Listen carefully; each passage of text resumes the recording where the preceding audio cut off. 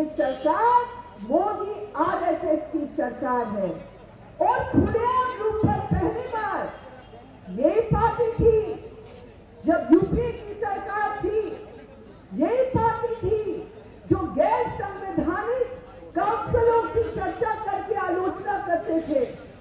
और आज यही सरकार है जो ऐसे 6 समूह बना चुके हैं, जो 6 मुख्य मंत्रालय है, शिक्षा मंत्रालय, संस्कृति मंत्रालय, ये तमाम मंत्रालयों में आरएसएस की समूह बन चुकी है, जो सीधा सीधा उस मंत्रालय के साथ संपर्क करके, संबंध रख के, उन्हीं की राय के आधार पर वो चलता है। दूसरी बात जो मैं रखना चाहती हूं कि आज हमारे देश की जो माइनॉरिटीज है, आप सोचो पिछले 6 महीने में 7 प्रदेशों में चर्चेस के खिलाफ हमला हुआ।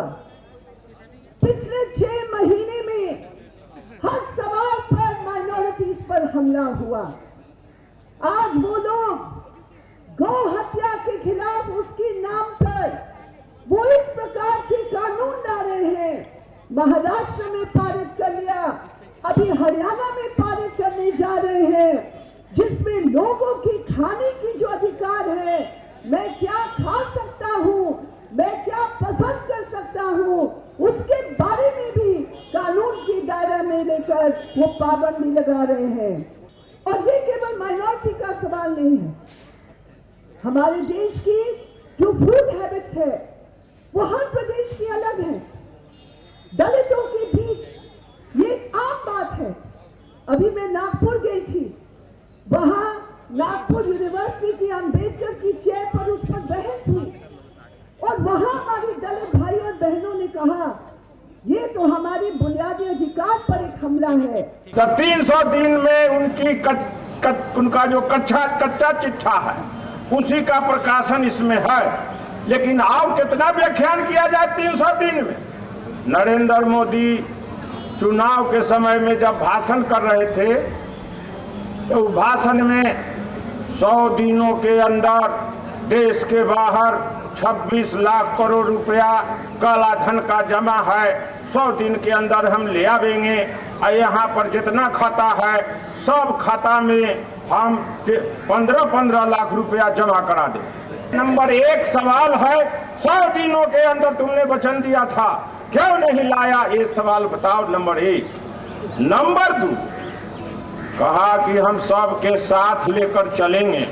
पार्लियामेंट असेंबली में जोर जार करके सत्तारूढ़ दल के नेता बन जाता, उसका चलता काम, नेता बन जाता, सरकार चलती। यहाँ विपक्ष के नेता हो नहीं दे रहा है लोकसभा में। 55 को चाहिए सदस्य, 55 से ज्यादा सभी पार्टी के लोगों ने लिख कर दिया, कहा लोकसभा के नेता हम नहीं मानेंगे विपक्ष। नंबर 3 सवाल है हमारा लैंड एक्विजिशन एक्ट, जो अभी 2013 में यूपीए सरकार ने पारित किया था। 1894 का काला कानून था, अंग्रेजी सल्तनत का, जहां तहां कंपनी के लिए, फैक्ट्री खोलने के लिए और कोई काम के लिए हम किसान से जबरदस्ती औने पौने गजरा के भाव में हम खरीद जमीन ले लेंगे। ये कानून था 1894 में बना। 119 बरस के बाद बहुत जद्दोजहद करते हुए वर्षों बरस तमाम सिविल सोसाइटीज के लोग, तमाम एनजीओ, तमाम समाज सेवी, सभी पार्टी के लोग, सभी राज्य सरकारों से सहमति लेकर कानून बनाया गया, नेशनल रिहेबिलिटेशन रिसेटलमेंट कानून। सब तरह से बनाया गया और लोकसभा राज्यसभा दोनों में सभी पार्टियों का समर्थन, भाजपा का समर्थन। उसके बाद सन 2013 का भूमि अर्जन वाला कानून बना, उस कानून को ऑर्डिनेंस से खत्म कर दिया। प्रो फार्मर कानून था, वो प्रो कारपोरेट, प्रो सरकार कानून बना दिया। मंत्री जन धन योजना हम लागू किया। क्या दावा किया है उन्होंने?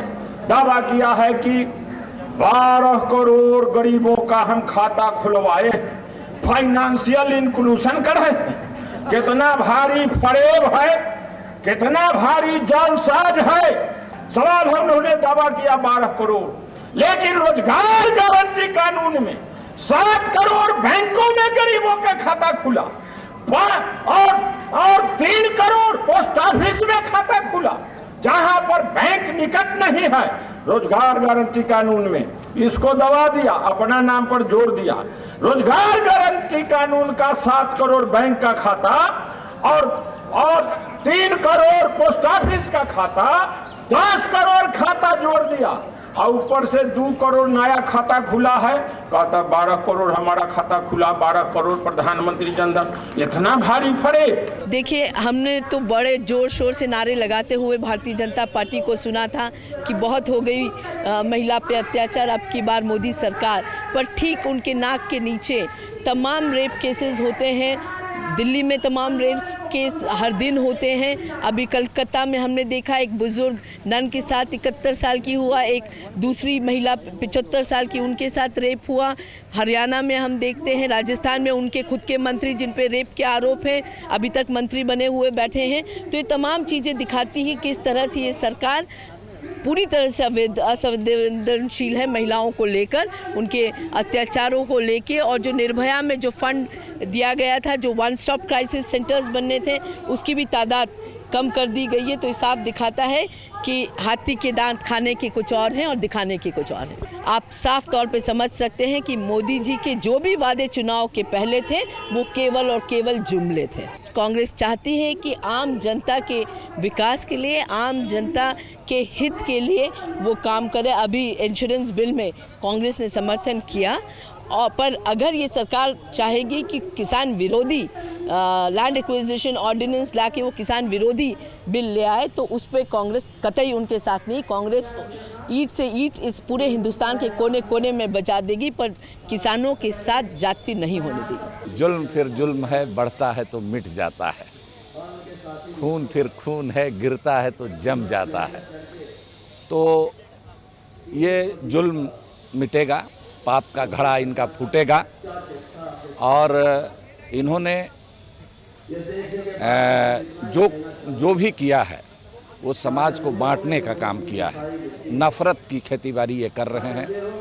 तो ये इंसान की फितरत है, नेचुरल जो है प्यार और मोहब्बत, और नफ़रत टेम्परेरी चीज़ होता है। इसलिए इनका फेज भी पार करेगा, टेम्परेरी फेज है, इसके खिलाफ लड़ने की ज़रूरत है। तकरीबन 700 के करीब आंकड़े हैं, जिसमें से 180 के करीब ईसाइयों के प्रति और बाकी मुसलमानों के खिलाफ आंकड़े हैं, जिसमें चर्चेस का जलाना, नन्स का रेप एक केस, पास्टर्स की पिटाई, पुलिस का एक्शन, और विभिन्न प्रांतों में जो हुआ है उसका सबब। आज नागपुर और मोदी एक साथ मिलकर आज सत्ता में है। आज वो बात नहीं है कि कहीं रिमोट कंट्रोल आरएसएस के हाथ में है।